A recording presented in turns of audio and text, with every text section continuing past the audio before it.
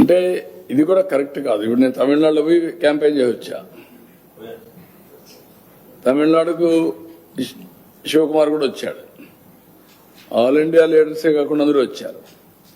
అక్కడ కాంగ్రెస్ పార్టీ ఉంది, BRS party ఉంది. బీఆర్ఎస్ మొన్నటి నేషనల్ పార్టీ ఆంధ్రలో కూడా యూనిట్ పెట్టారు.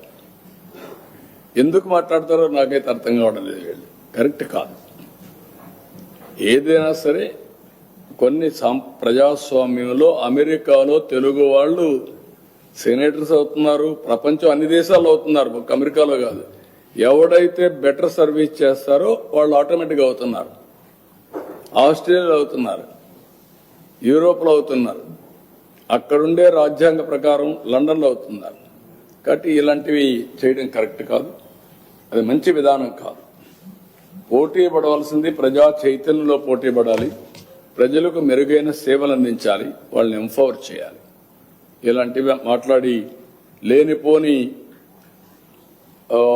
ఐ కెన్ సే అనవసరంగా ప్రజల్ని విద్వేషం కూడా అన్నాను. విద్వేషాలు కూడా వీళ్ళు అనుకుంటేనే అయిపోవు. ప్రజలు ఇప్పుడు 12 ఏళ్ళు అయిపోయింది విభజన జరిగి, 2 రాష్ట్రాలు విడిపోయినాయి. ఎవరెవరు ఎంత కాంట్రిబ్యూట్ చేశారో అక్కడే ప్రజలకు తెలుసు. ఇప్పుడు మనం చేయాల్సింది దీన్ని లాజికల్ గా తీసుకుపోవడానికి, చెడగొట్టకుండా లాజికల్ గా తీసుకెళ్లాలి. ఎవరున్నా అది వదిలిపెట్టి మాట్లాడడం కరెక్ట్ కాదు.